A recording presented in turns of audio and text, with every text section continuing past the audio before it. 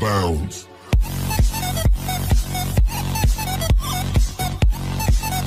Thoothukudi leaks நாளிதழ் செய்தி மனைவியை கொலை செய்த கணவனுக்கு ஆயுள் தண்டனை.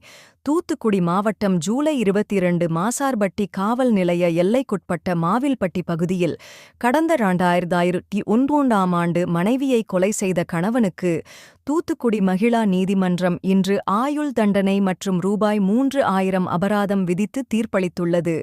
மாவில்பட்டியைச் சேர்ந்த சண்முகம் என்பவர் தனது மனைவி சின்னம்மாள் என்பவருடன் ஏற்பட்ட குடும்பத் தகராறில் வீட்டிலிருந்த கடப்பாறையால் தாக்கி கொலை செய்ததாக கூறப்படுகிறது. இந்த கொலை சம்பவம் தொடர்பாக மாசார்பட்டி போலீசார் சண்முகத்தை கைது செய்தனர். இந்த வழக்கின் விசாரணை தூத்துக்குடி மகிழா நீதிமன்றத்தில் நடைபெற்று வந்தது. இதை விசாரித்த கணம் நீதிபதி முருகன் குற்றம் நிரூபணமானதை அடுத்து சண்முகத்திற்கு ஆயுள் தண்டனையுடன் ரூ.3000 அபராதமும் விதித்தார்.